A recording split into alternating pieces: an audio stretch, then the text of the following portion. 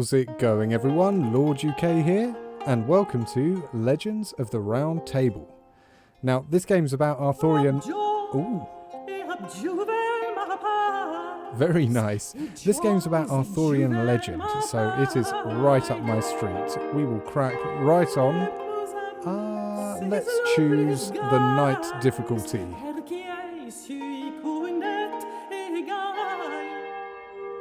Come closer. Fear not. Why have you come to my 1,000-year-old tomb? In truth, my world was not so different from yours. Deep in their hearts, humans resemble each other, and that will not change anytime soon. Dreams are sometimes more telling than historical facts.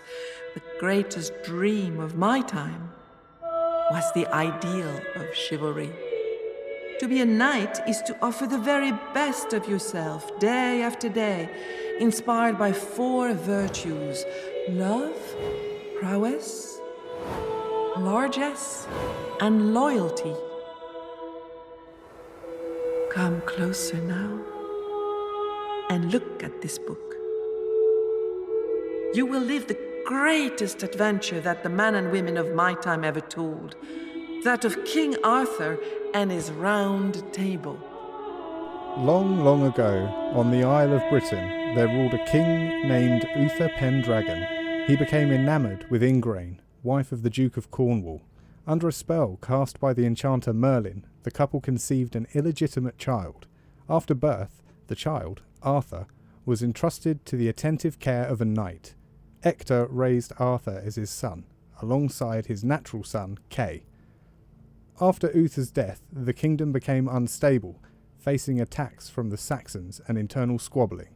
One day, a magnificent sword embedded in a rock appeared in London. Reputed as a wise man, Merlin declared that whoever succeeded in withdrawing the sword from the stone would become the High King of Britain. The news spread throughout the kingdom, and so Sir Kay, who had just been knighted, decided to attend the tournament, accompanied by his father Ector and his younger brother and squire, Arthur.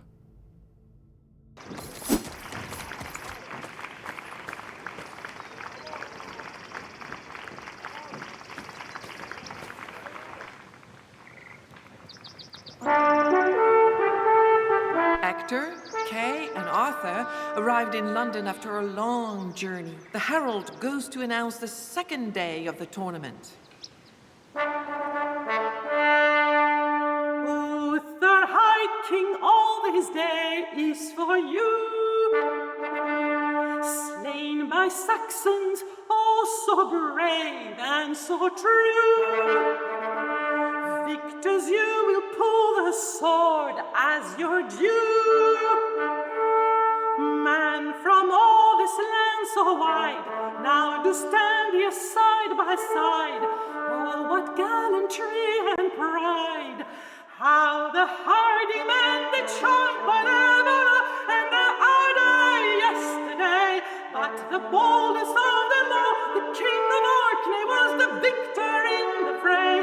Oh, the blood and agony, the fearful cries when ladies saw the helmets play. All eyes were on King Lot. He seized the sword in stone, but it refused to give. He will not have the throne, for it is worthiness, not strength, that must be shown. Our knights respectfully salute the man dressed in Uther Pendragon's colours. "Greetings, sires, and welcome to London," he exclaims. "I am Elias, herald of this city. It is a pleasure to see you at this illustrious tournament," he says cheerfully. "By the way, Sir Ector and Sir Kay, you are fighting in the main event later today." Ooh, let's ask him about the battle that awaits us in the large lists. Sir Kay and Sir Ector must fight Sir Agwisance and Sir Meliant of Lys on horseback. They are formidable opponents. Let's go with the top. Learn more about Agwisance and Meliant. Agwisance Aguisance is the vassal of King Lot, who was the victor yesterday on the first day of the tournament. Like his sovereign, Aguisance is an outstanding fighter. He's known to be feisty and insolent. Valiant, meanwhile, is a promising young knight. He has great strength, yet he's contemptuous and immature. Let's ask him about King Lot, who won the previous day's battles but failed to pull the sword from the stone. King Lot of Orkney is powerful and fearsome, both on the battlefield and at court. He grips his allies' hearts with fear and sows terror among his enemies.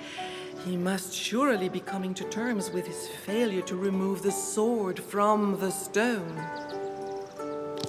Ask for more information about the sword in the stone. When High King Uther died, Merlin, a very wise enchanter indeed, put a sword into the stone in front of St. Paul's Cathedral. Whoever manages to remove it will be Uther's successor. And that is the reason for this tournament. Every knight who wins the day's events earns a turn at trying to pull out the sword. Excellent. Okay, let's take our leave. Before our hero turns away, Elias says a knight is waiting for Sir Ector farther down the road. A new quest has been added to the quest log. To view it, click the page curl icon in the upper left corner. Okay?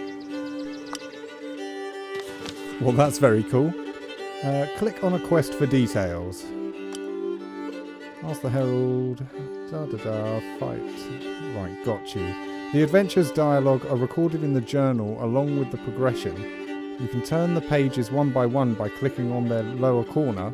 When a dialogue contains a clue, it is accompanied by a key icon. Right, okay, got you. The green button allows to navigate between clues. Click on the button to go to the previous clue. Tabs allow you to navigate throughout the book. Click on the indicated tab to return to the chapter's beginning. Wow, okay. Click on the indicated tab to quickly return to the quest log.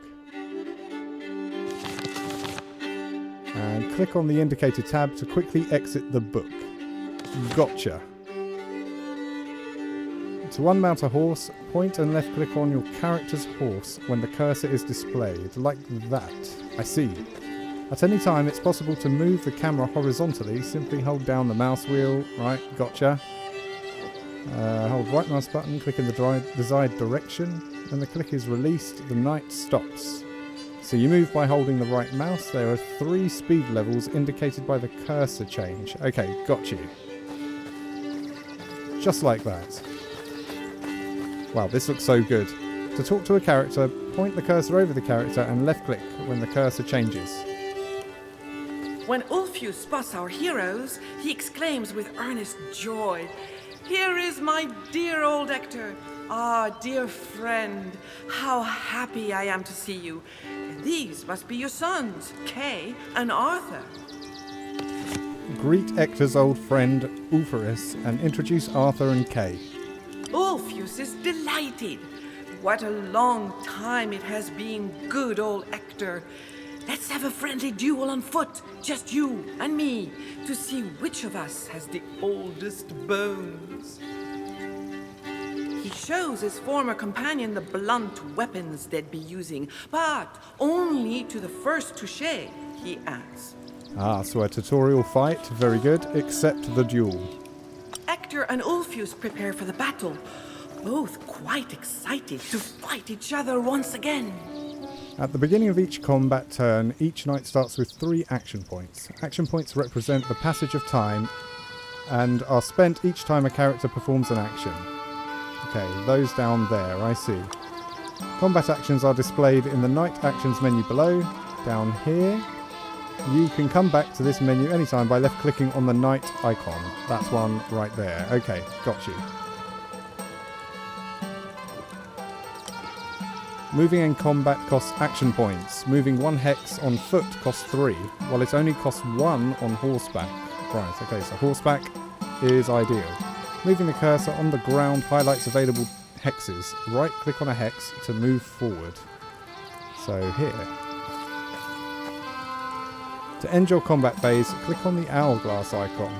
The hourglass will turn green when all knights in combat have used all their AP. Okay, so... down here. Okay, gotcha. So we press on this. You face your first challenge. You can face challenges in any uncertain situation, whether or not in combat. Now, click on the white arrow icon to play a quick video on the types of challenges. Whenever you see this icon, you can watch a video tutorial. Right, okay, let's do it. There are 4 main types of challenges in the game. Unopposed challenges, margin-based opposed challenges, and finally, persuasion challenges, which we'll cover in a separate video. Unopposed challenges are the simplest.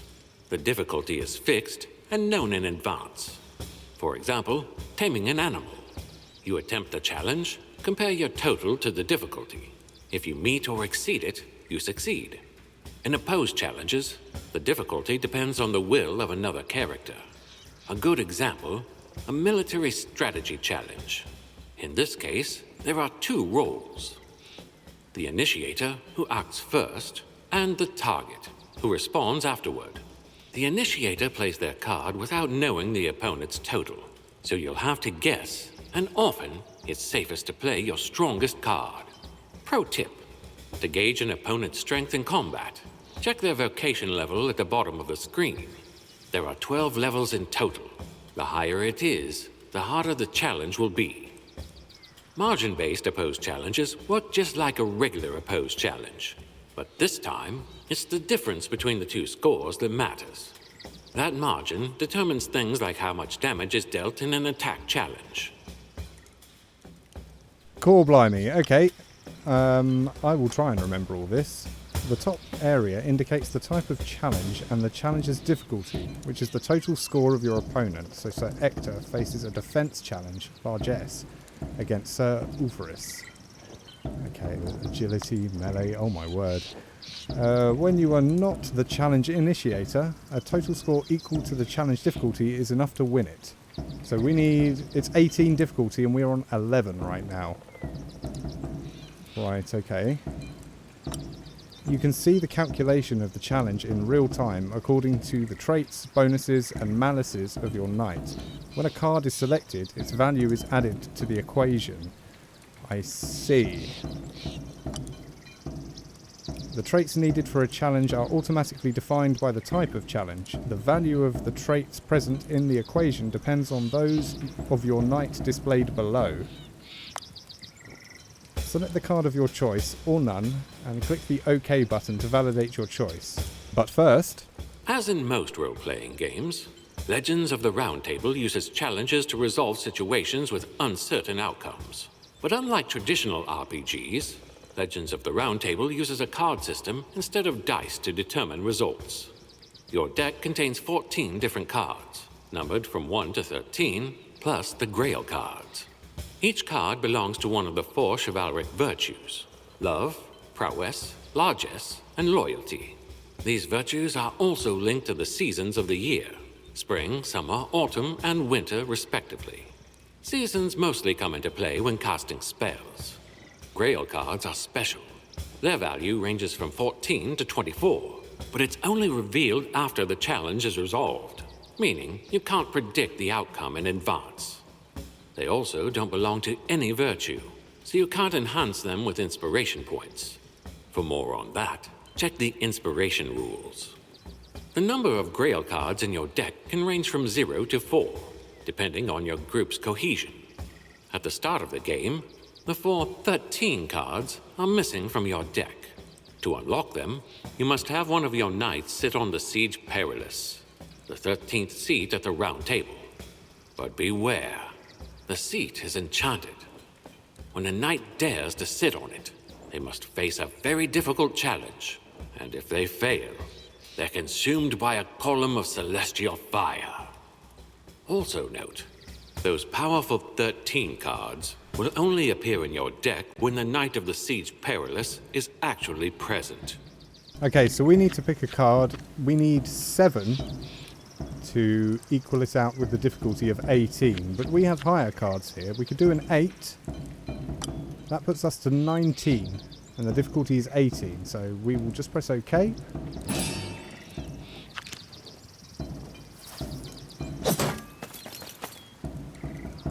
You are in a position to attack. Attempt a slash attack to hit your opponent. Slash attack down here. When you initiate a challenge, you succeed if your challenge total is above the total of your opponent. The higher the margin is, the more wounds you inflict in combat. Since you don't know your opponent's total here, you must simply guess. So yes, at the top right, difficulty says unknown. And we are doing a total of 5 right now. In the video it said it's always good to choose your highest card, so perhaps we'll add this 10 to make it a total of 15. Looks like we can add inspiration points too. I'm not quite sure how that works yet. It's a fail. 15 was a fail. So he blocked it.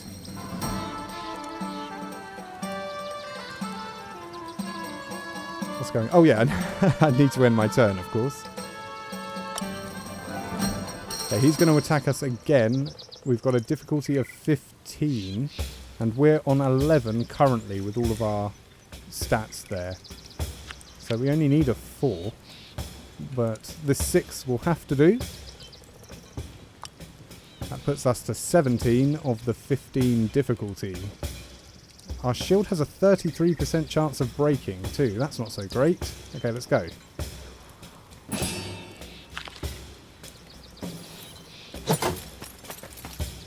Our shield has broken. Oh dear. Okay, so it's now our turn to attack. We could move, but we shan't. That will use all 3 of our points. So we should just go with a slash attack, I assume. Okay, total 5. We will throw in this 10 to make it a 15. And we can... Let's add some inspiration.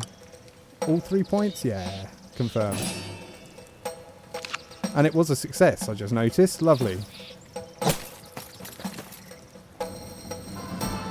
Always a bit wobbly. Okay, we can end our turn. Oh, and there we go. It's over. Just like that. Exhausted, the 2 friends decide to call it quits. At this rate, they won't last long, Ulfius laughs. Hector catches his breath, then thanks his friend for the fight.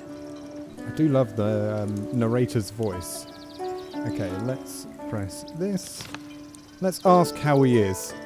The old knight is in good condition, but in any case, he will never stop fighting. It is out of the question. He dreams of a glorious death on the battlefield. Of course he does. Let's ask what he thinks of the tournament. Indeed, it is a great tournament, bustling with activity. Knights from all over the kingdom have come here to face off and take their chances at winning. Let's ask him about King Lot. Ulfius does not much care for King Lot. He thinks Lot will be quick to sow discord if someone other than he pulls the sword from the stone and becomes High King of Britain.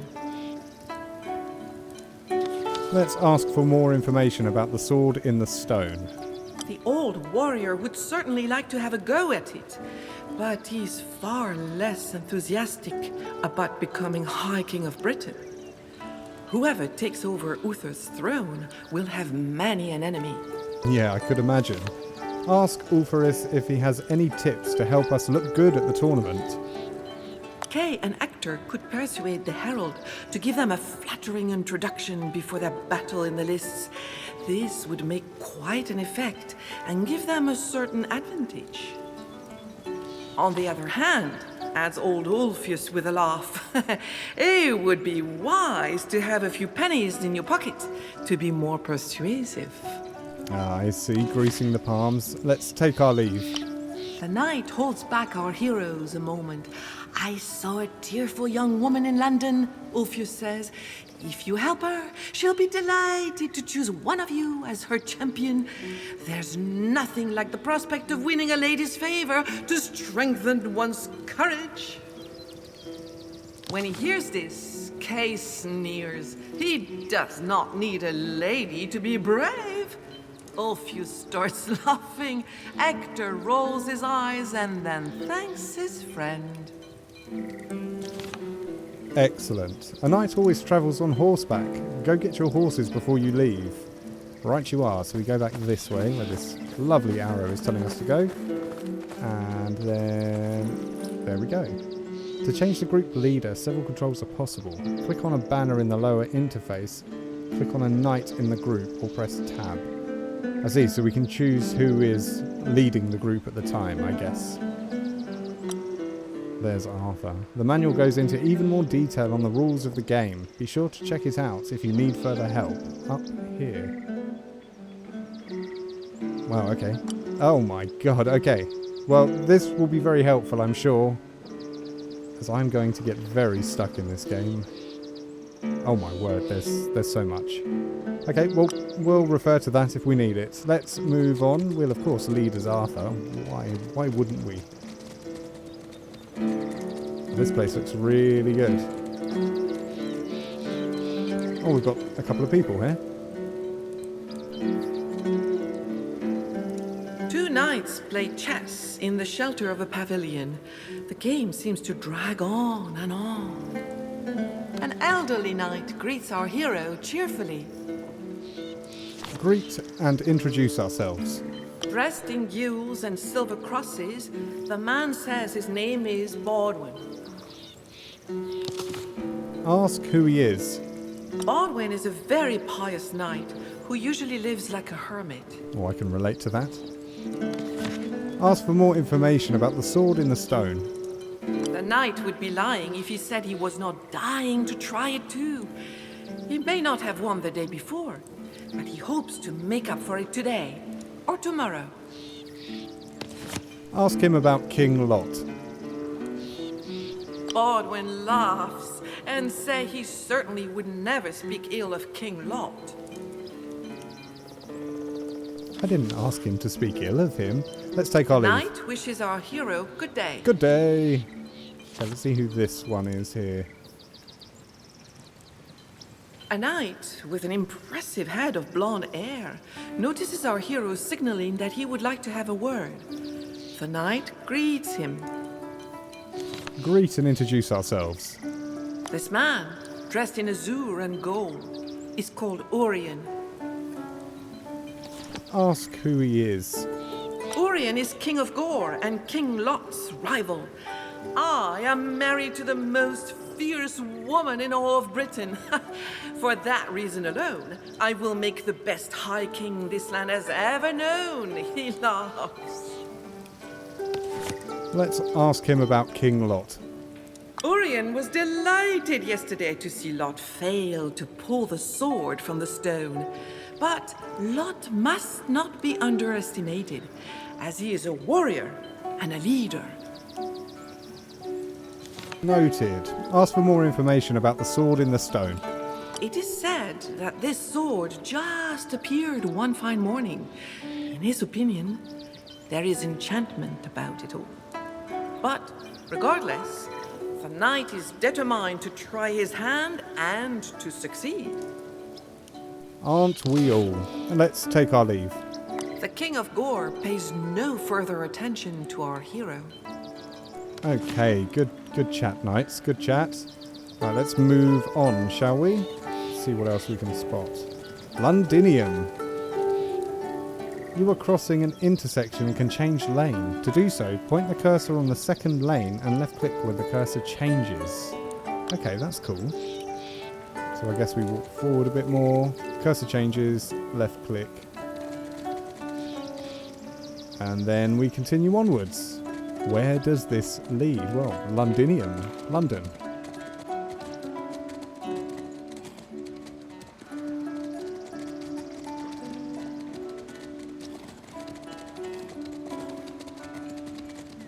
I really love the art of this game. Amazed, our knights pass the majestic gate to London, the largest town in all of Britain.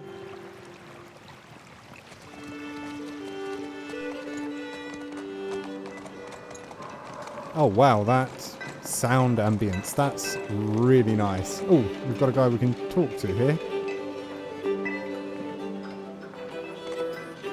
Behind a stall selling rare and precious fabrics, a bronze-skinned merchant with a broad smile greets our knight. The merchant, named Basil, sells the most beautiful and fine products. Greet the merchant and introduce yourself. The man first shows muslin and camlet, and then various silk fabrics: alpine, pale, cycloton, osterine, sandal, samite, and more. Though the names are too many for our hero to remember, he's dazzled by the fabric's colors, textures, and sheen. Let's ask how he is. Basil is delighted to be selling his wares in London. The tournament brings people from all over the country, and this is very good for business. He misses Constantinople, of course, but Britain is an enchanting land. It is indeed. Let's take our leave. Basil hopes our knight will come back to his shop before the end of the tournament. I imagine we will. Okay, let's move onward.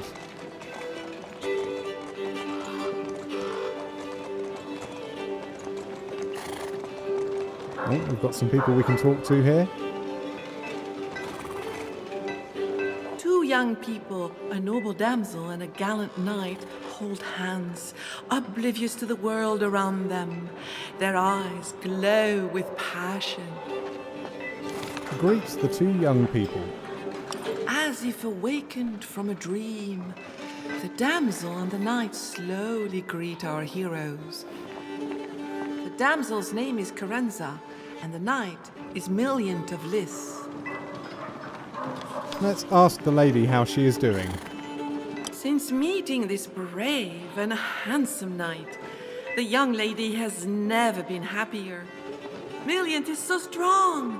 No competitor should dare claim they will win the tournament, she says joyfully. Ask the young man how he is doing. He is the happiest man on earth, he says, and his beloved is the ravishing Carenza. Furthermore, he cannot wait to snatch victory from Hector and Kay. No offense, he says confidently, but you are no match for me. How very confident. Ask Carenza if you can become her champion. Okay. In a voice full of admiration, the young woman declares that her sweetheart, Milliant, is already a champion. Hearing this, the knight puffs out his chest. Yeah, I'm not surprised. Sorry. Ask Carenza about her love for Milliant. Carenza boasts of the strength and depth of her love for Milliant. She then recounts their first meeting by the fountain in London's wealthy district. Our hero sees it's hard to stop her once she gets started on this topic. No. Ask Milliant about his love for Carenza. Carenza is a blessing. He would do anything for her.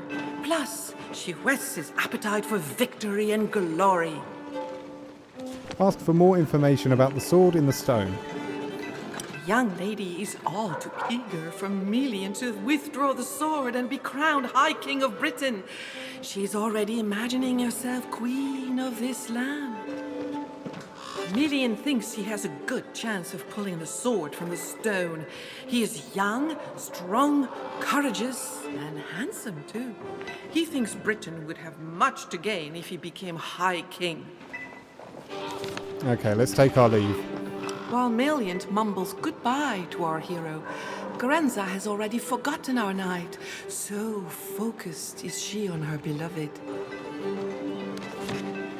Well, okay then. Let's move on and leave them alone, shall we? We need to find this crying woman that was mentioned to us. Oh, hello. Is this her? Our hero spots a very young lady sobbing her heart out. The sleeves of her pretty blue dress have been torn off. Kay laughs at her, but Arthur says nothing.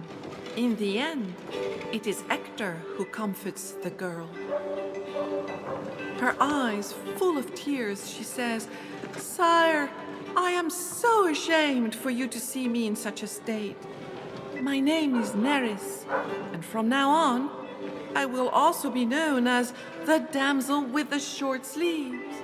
Well, surely we cannot allow that. Greet the damsel and ask about the cause of her distress. It is the fault of her older sister, Carenza, who tore off her sleeves.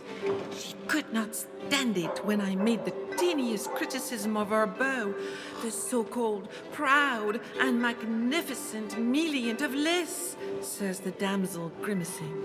Ah, so the two we talked to previously. Ask what she's doing here.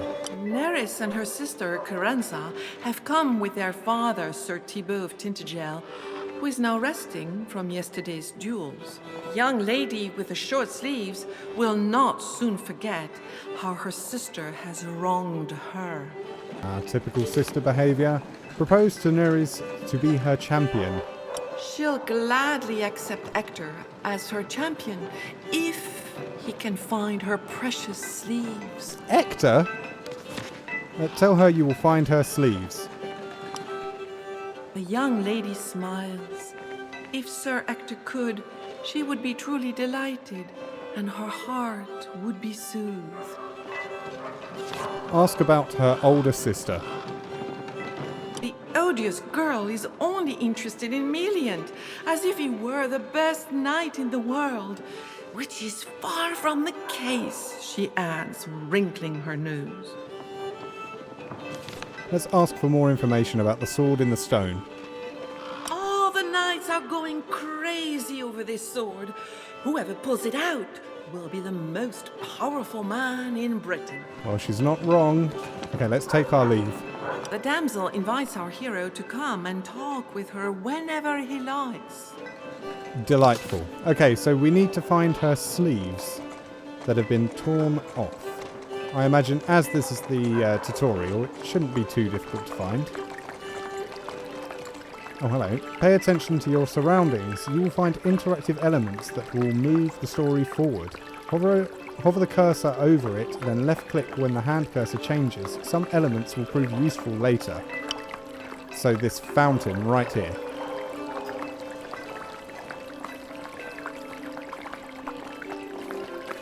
Our knight looks for the sleeves of the younger lady, and he finds them at the bottom of the pool. But they are in terrible condition. Well, that was very convenient. Quest items appear in the quest items inventory. Click on the corresponding button to show this menu when you need it. Okay, so quest item button there. Filthy sleeves. These dirty, ragged sleeves were found in a fountain. They may belong to the young lady Neris, but it would be unthinkable to return them to her in their current state. Yes, it would be unthinkable. All quest items are transferable to another knight. Hold the left click on an item and drag it onto the desired knight, then validate your choice. Okie dokie. So we can just drag it over to Hector, or to Arthur, whoever.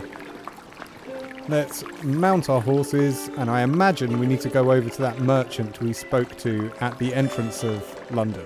So let's go there now.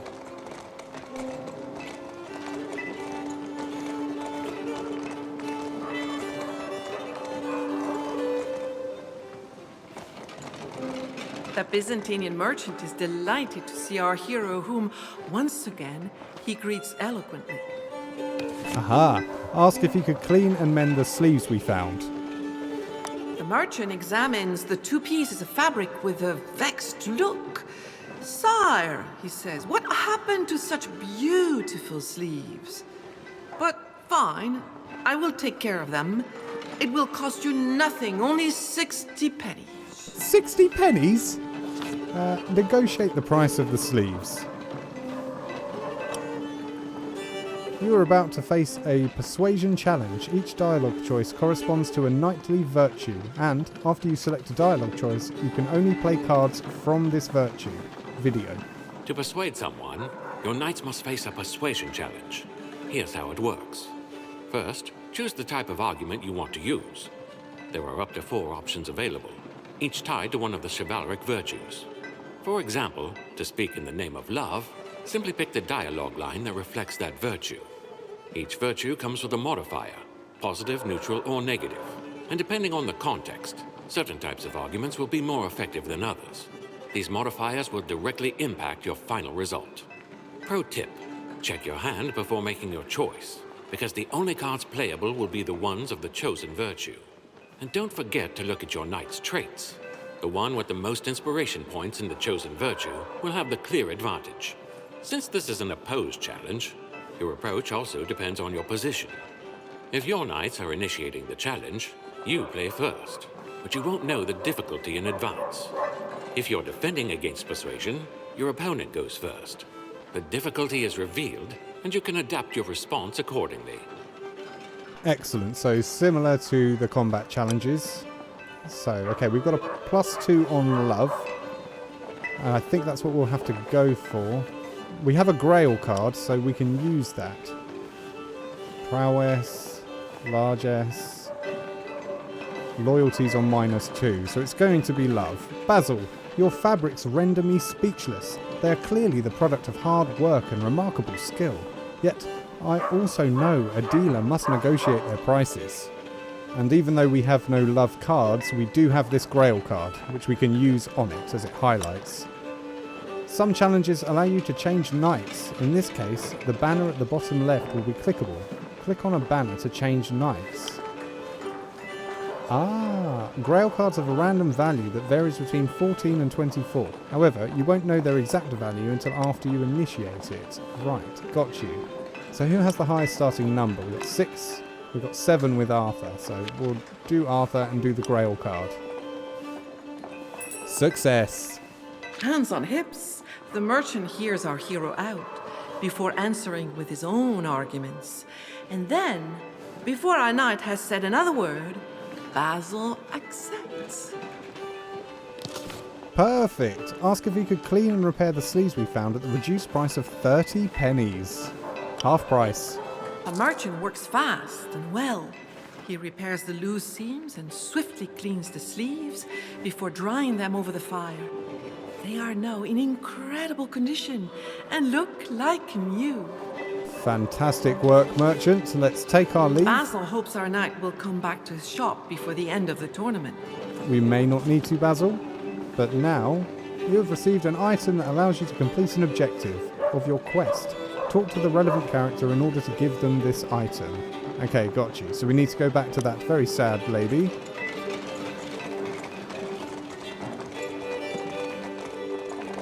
And there's her sister.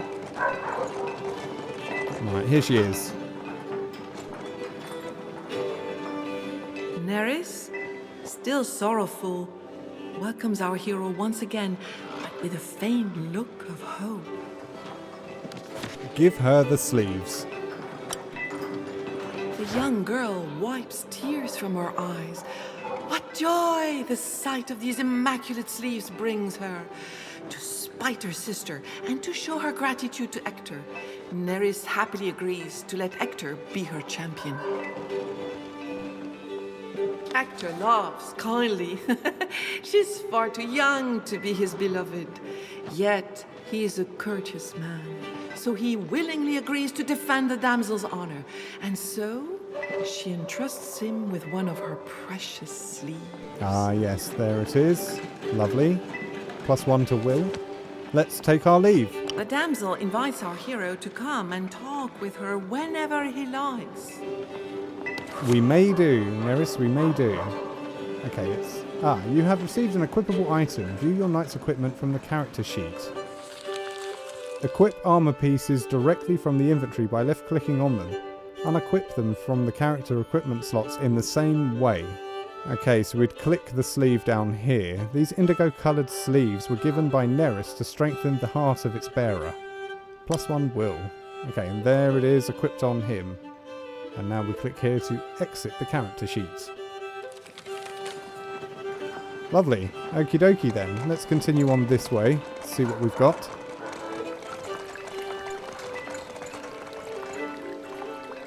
Two guards block the path. Halt there, says one with authority. No one may go further.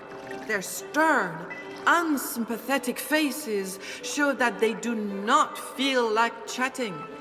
Okay, that's fair enough. We will go back the way we came because I recall we switched paths, didn't we, to go down to London. So let's go back there and then we'll go up and right.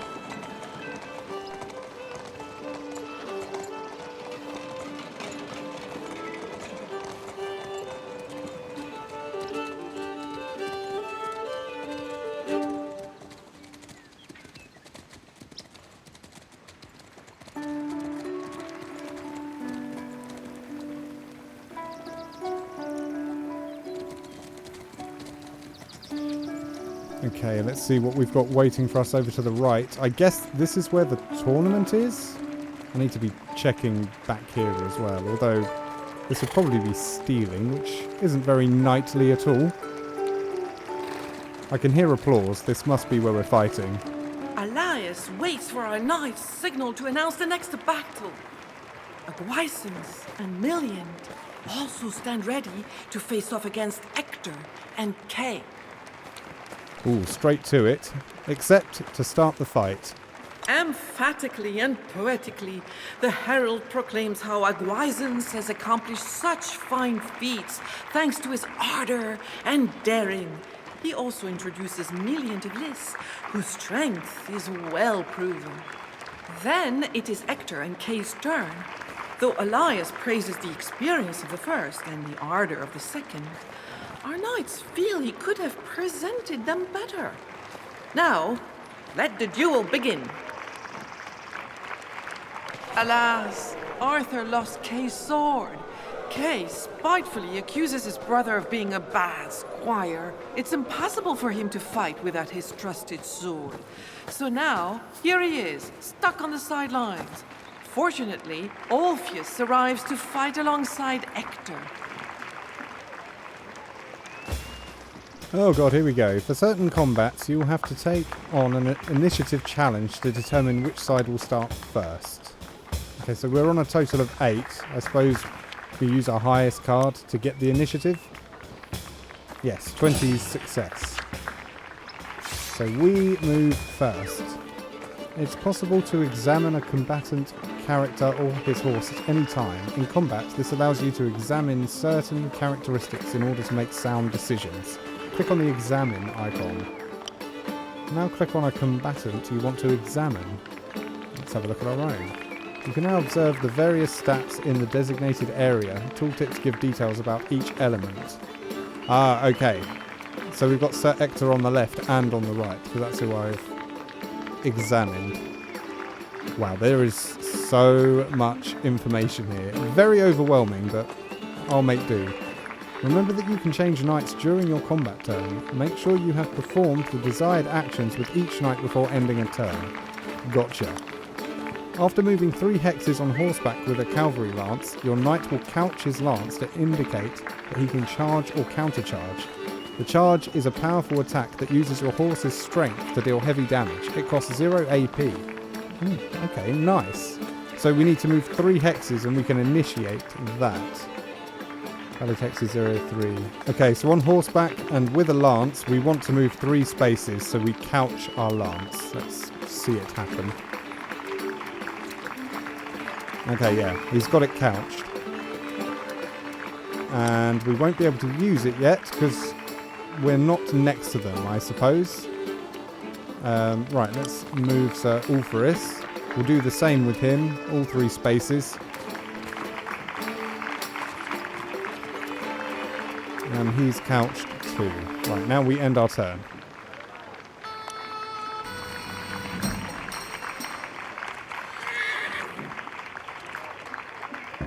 Right, okay, he's going to attack us. If an enemy charges you while your lance is couched, you will have to face a countercharge challenge. Depending on the outcome of the challenge, you may either inflict or suffer injuries. So try to get the best score. So we're on 9, we don't know the difficulty, so we just want a nice high number, and all we can do... Oh look, odd total, your lance will break. That's not ideal, is it? Well, we can use this 9, which puts us to an even total, so our lance will not break. Round it off to 20 with inspiration. Will that be enough? I can only hope so. It is! Success.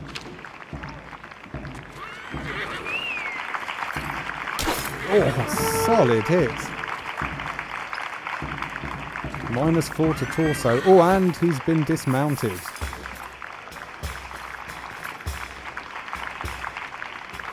The enemy asks for mercy. To accept, you must pass the challenge. If you accept, your level of opulence will increase. Otherwise, you will lose honor. And we've got a video. A knight's standard of living is determined by the number of opulence points they possess. There are 4 levels: poor, modest, wealthy, and extravagant. A knight's lifestyle directly affects the number of squires and servants at their disposal, as well as the quality of their mount and equipment. Opulence points are gained primarily by marrying into wealth, or by ransoming other knights.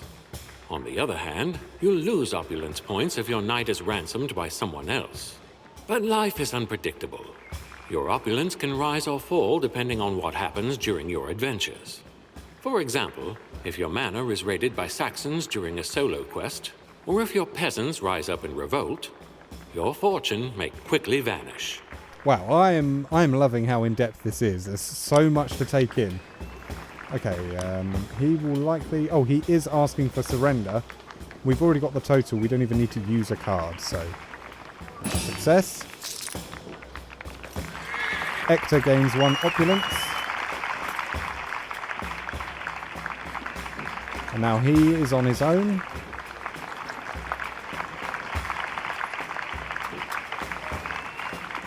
Yeah, we've got a 7. We can only do a max of 7. So 14. I don't know if this is going to work out well. No, of course not. It's a fail. 14 was too low.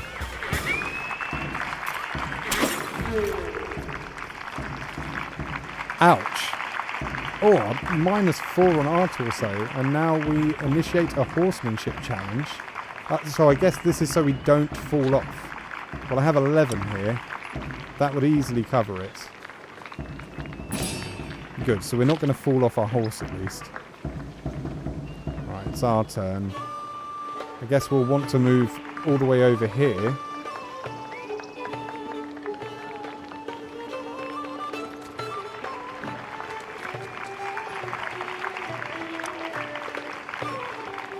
Right, we can't. We've moved 2 of 3. Oh, okay, so I need to move down here. Now we've moved 3 of 3, we should be able to use this charge. Difficulty 11. Oh, and the highest card we've got is a 5. We're probably going to have to use some of our inspiration here. All 4. That puts us to 20. That's surely enough. Yes, it is. Thank goodness.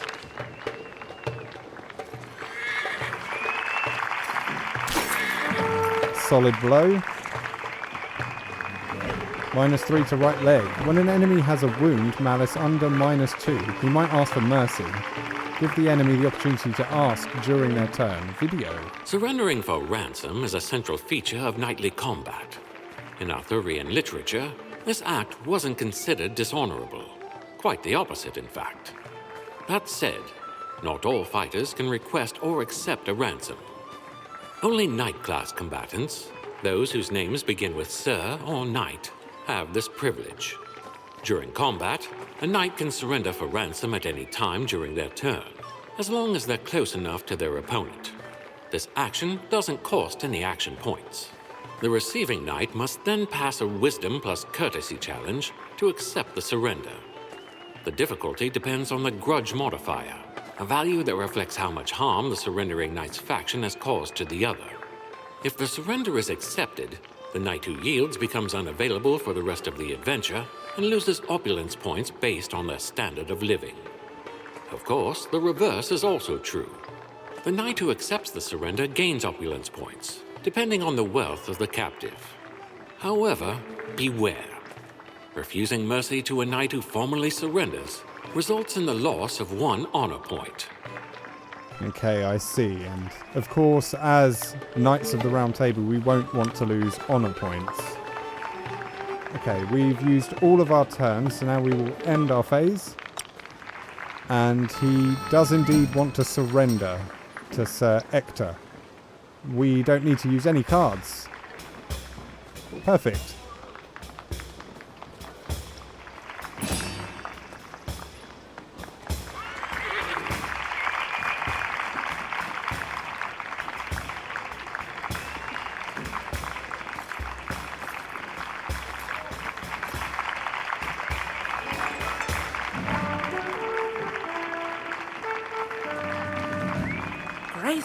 precise. Our knights fought with fabulous power and speed.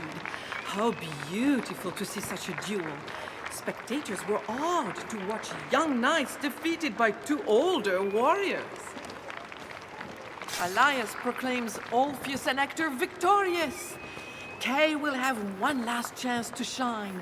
The next tournament will pit Kay and Baldwin against Orion and Brastias. But for now, those who have just fought should go and rest. Kay, red with rage, orders his brother to find him a sword, and fast. Feeling ashamed, Arthur only has himself to rely on. Okay, so we are now just in control of Arthur, and we've got to find Kay his sword. So that's going to be some looking around. Let's go ahead and do that now. A knight, as strong as an ox and as broadly built, silently awaits the next fight. Nevertheless, he greets our hero. Greet him. The man's name is Brastias. He admits he's not much for conversation. Ask who he is. Not a big talker, Brastias shares only that he was captain of the royal guard before King Uther Pendragon died. Ask him about King Lot. King Lot's reputation already speaks for itself, he sneers. He has nothing else to add. Ask for more information about the sword in the stone.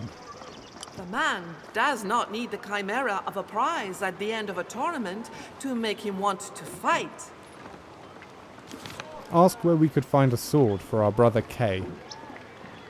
Brastias does not know what to say, so he does not reply. Okay then, we'll take our leave. The knight remains silent as Arthur turns away from him. Right, let's speak to the rest of these people. Maybe someone will know. A king with emaciated, almost razor-sharp features awaits the next stage of the face-off. He does not even deign to look at our hero. Okay, next. Arthur is unable to rouse this blond knight dressed in gules and gold from his torpor. The outcome of the last fight seems to have plunged him into deep dismay. This knight, lost in thought, does not react when Arthur greets him. Not a talkative bunch, then. Ah, this is the lady with the long sleeves we helped as well over there. Elias is delighted to see our hero again. He asks how he can help. Ask where we could find a sword for our brother Kay. Elias replies dryly that a good squire would never lose his knight's sword. Okay, alright. Let's take our leave. Seeing him head off, Elias asks that he's available if our hero has more questions.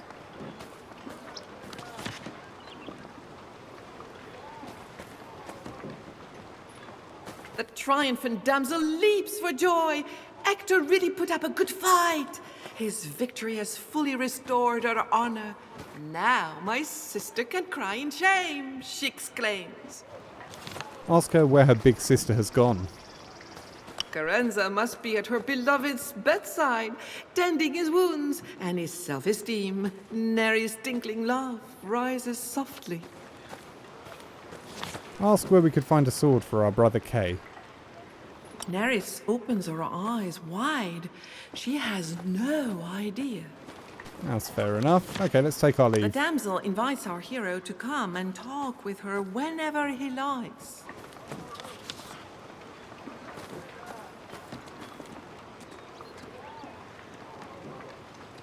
Seeing our knight return, Orion gestures distractedly at him. Ask where we could find a sword for our brother Kay. Orion snorts mockingly. Losing your nice sword! Ha!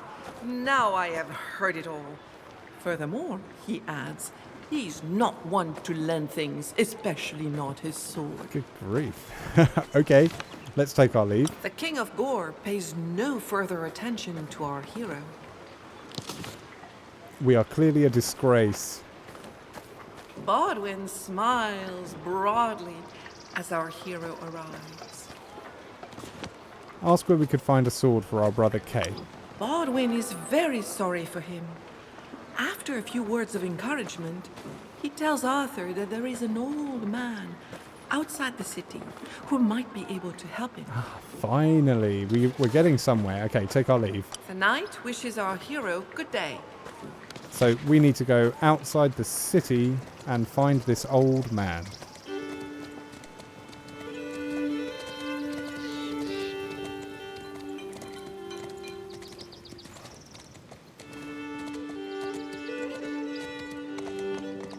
Beyond the palisade on the outskirts of London, a moor grows full of wild weeds, and the ancient Roman road runs through it.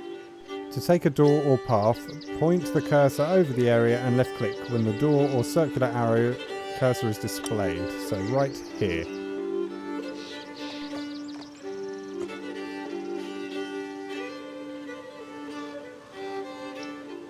Definitely going to check back first, you never know. Oh, we've got a dog here.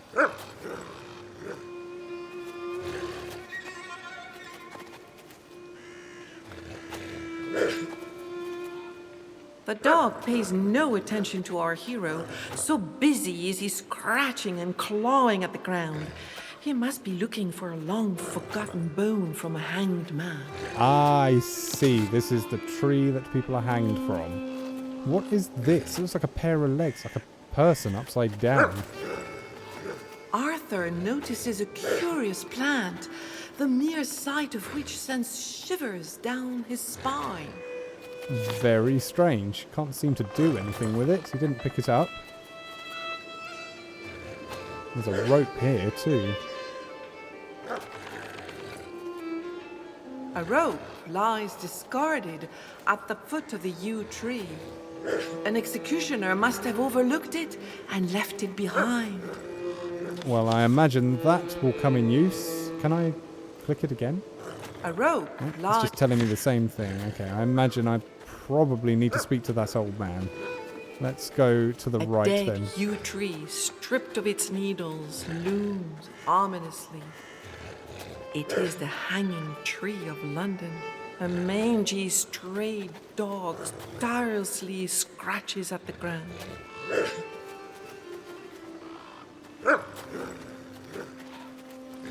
Okay, let's head to the right.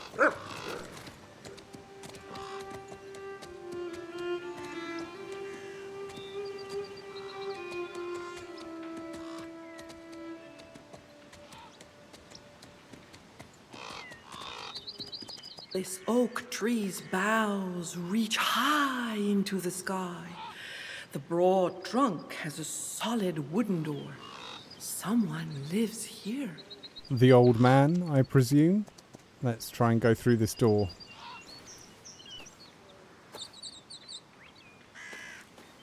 Arthur knocks, and the door opens. He climbs a long staircase, spiraling up into the darkness of the trunk.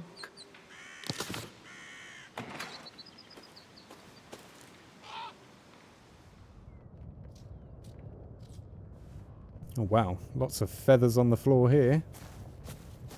A nice hearth there. Ah, and here's the old man. Merlin, perchance? I have no idea. The inside of the oak tree looks more like a nest than a home. There are natural elements all around. Stones, painted or engraved driftwood, mistletoe over the hearth, and above all, a prodigious quantity of feathers. An old, sickly-looking man with a humped back greets our hero in a weak voice. He's peeling lopsided, yellowish tubers. Greet and introduce ourselves. Welcome to my esprit moi, young squire, says the old man in a hoarse but warm voice. My name is Linner. Has all the words of Merlin in that name. Ask him about his health. Lenarm sighs and replies plaintively that his back hurts so much, and he has so much rheumatism. Oh, indeed, every day is an ordeal. He does not think he will be around much longer. That's not good. Ask him about the things he is peeling. The old man smiles and says, "It's an extremely precious tuber. I brought it back from a long voyage across the sea. It looks like an apple, but it grows underground. I had the idea this morning to try frying them." Ask where we could find a sword for our brother Kay. Lenarm will help Arthur, provided the young man can find him some mandrake root. The old man needs the plant's juice to treat his aching back. He also warns our hero. The mandrake will howl and curse the person who pulls it out of the ground. It is said that, rather than doing it yourself, you can make an animal pull it out. Ah, so the dog, that plant at the tree. Ask him about mandrake. This plant has human-shaped roots and is male or female. It is born from the seed of the hanged. It is used as an aphrodisiac, an antivenom, and a painkiller. Okay, let's take our leave. Arthur says goodbye, but when the old man says, Arthur repeats his words of farewell.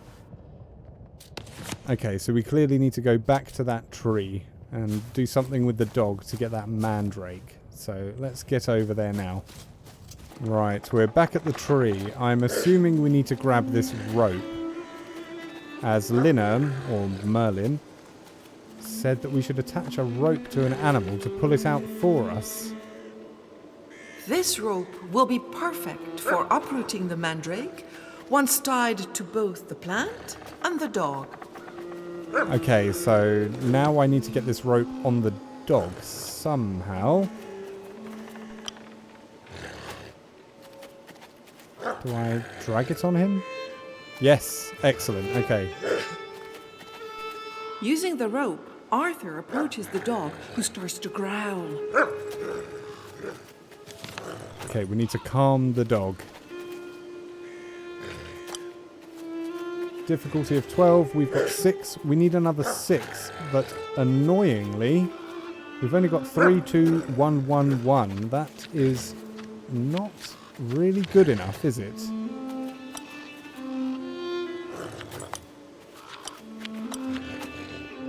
We have inspiration on prowess, but that's not going to help us at all. It will just put us to 8. So this is... we're just going to fail. The dog growls more and more fiercely. Arthur's authority and conviction is not enough to keep it from biting him. Even so, he succeeds in slipping the rope around its neck, and he ties the other end to the mandrake. Well, thank goodness. So it worked anyway. That's okay. He whistles, and the dog runs off at full speed, pulling out the magic plant, which screams a terrible curse at the dog that runs away as if the devil himself were on its heels. Arthur retrieves the mandrake that has finally stopped squealing. So we've got the mandrake down here. Longleaf plant has human-shaped roots. It grows under trees where criminals are hanged. When pulled, it lets out a terrible howl, cursing whoever takes it. Okay. Sorry, dog. That's awful. Right, anyway, back to Merlin. Lenarm nods to Arthur as the Esprimoire door closes. Hand over the mandrake. The old man is delighted. To thank our hero, he gives him a grimoire and a purse full of pebbles. Use the inscription inside to enchant the purse, says Lenarm kindly. With a wink, he adds that there is indeed a sword along the way, beyond the 2 guards posted in front of the stone enclosure inside London. Well, I see where this is going. Create a spell. You have acquired the grimoire and obtained a quest spell. Click on the grimoire button to open it. Okay. The grimoire allows you to create general and quest spells. Once created, general spells can be used at any time, while quest spells can be used in specific contexts. Quest spells can be acquired during adventures. In Legends of the Round Table, there are two types of magic: general magic and quest magic. General magic can be cast almost any time. It represents Merlin's influence, or that of other magical forces, watching over Arthur and his knights. This type of magic mostly affects your cards, and only rarely alters the real world. Quest magic, on the other hand, is tied to specific adventures. Since your knights aren't sorcerers, they can only cast these spells with the help of a magician or a magical creature they meet during their journey. These spells can only be used at specific moments, and they're often crucial to completing the adventure. To craft a spell, click on the Grimoire button in the lower part of your screen. This will open the spellcrafting interface. From there, select the spell you wish to create. Each spell requires a specific combination of cards. To figure it out, you'll need to solve the spell's formula riddle. Each card in your deck is tied to a chivalric virtue, and each virtue is linked to a season. Love is spring, prowess is summer, largesse is autumn, and loyalty is winter. In addition, each card represents a plant from the Celtic calendar, with its Latin name shown at the bottom. Once the spell is crafted, it will appear in your inventory, under the Magic tab. To cast a spell, simply click on any that isn't grayed out. And if you find yourself in a tight spot during combat, don't forget to create a spell. Not only might it help you at that very moment, but the cards you used to create it will be replaced, potentially with better ones. Keep in mind, you can only store one copy of each spell in your inventory, and you can't open the grimoire during a challenge. So don't wait until the last minute. Craft your spells as soon as you have the right combination of cards. Okay, so we can use this to get rid of the cards that we don't want. Right, wants us to click here. Find the correct card combination by solving the riddle of the formula. Each card of your deck refers to a chivalrous virtue, which also corresponds to a season of the year. Note that Grail cards can replace any card. Select the required cards to create this spell. In this case, 2 cards from different seasons. Alright then, so I suppose we can get rid of these 2 here. So that largesse, this prowess. They're both 1s. When the correct cards have been selected, click on the validation button to create the spell or pass. Once a spell is created, it appears in the spell inventory and will be usable once the grimoire is closed. Okay, so these 2 cards, press on this button here. We've created the spell. Now we exit the grimoire. You've acquired a quest spell. Each of these spells has different conditions of use and powers. As they allow you to progress in your quests, you will need to pay attention to the details of the story. Right, okay, so I just click this now, I assume. To cast a spell, click on it. It will be greyed out if it cannot be used at the appropriate time. When Arthur casts the spell the old man gave him, the purse begins to gleam. And inside, the plain old pebbles have turned into precious gems. Right, okay, that's cool. So this is clearly a distraction. Pebbles now seems to contain precious stones, yet it is only an illusion. Awesome. Okay, I think I know where we need to go. In London, at the end, there were those 2 guards. That's where we're going to head now. The 2 guards stop our hero again. He may not pass. Give them a purse full of precious gems. The guards open their eyes wide and pounce on the purse. Consumed with greed, they are too busy fighting over how to divide the gemstones to pay Arthur any mind. A perfect distraction. Okay, so we should be able to just walk right past. Okay, so somewhere here is a sword that we can collect. Among the silence and the cold, a sword rises up from a stone. Is that not the prize for the tournament? It certainly looks like it is. It's the sword in the stone. Okay, Arthur, now is your time.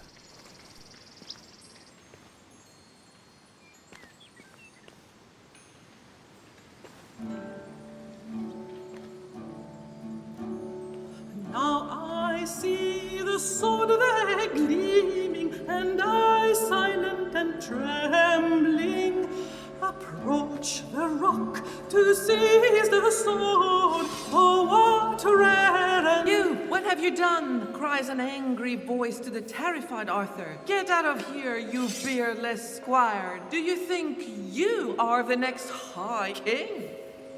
Lot mocks Arthur, shoving him out of the way. He, one of the top knights, just cannot bring himself to give up.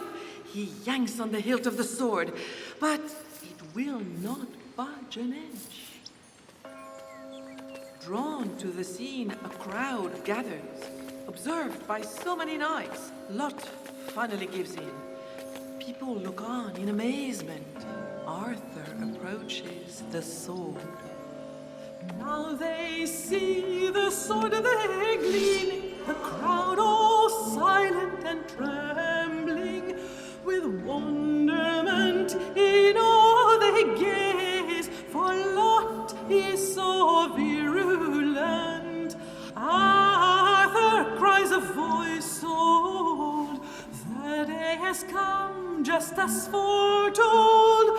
Now take the sword, for you are the one. You are Uther and I grandson. By my own hand, you are the true heir. So does Merlin then declare.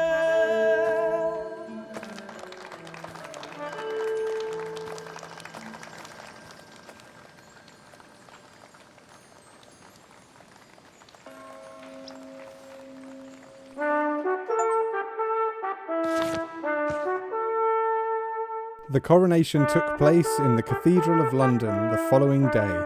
After being proclaimed High King of Britain, Arthur did not forget his brother and appointed him seneschal. A great feast was held, and so the High King came to tour his kingdom, visiting the city and meeting his subjects.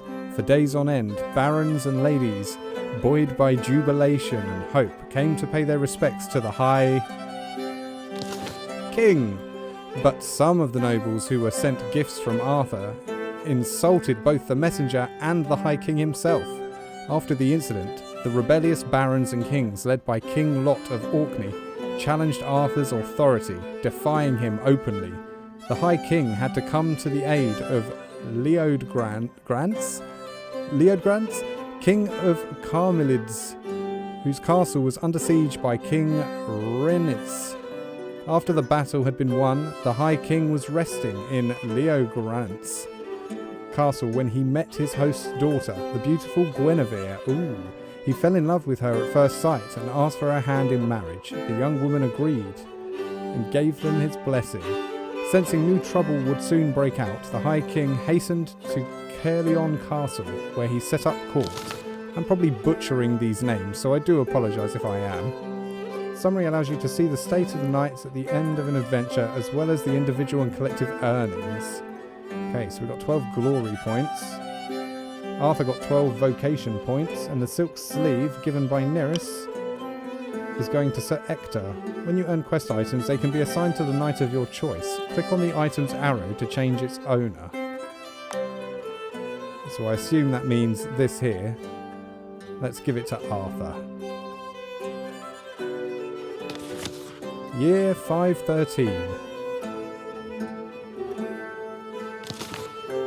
In the 3 years following the coronation, the rebel barons rallied around a common goal, to gather as many troops as they could under King Lot of Orkney's command.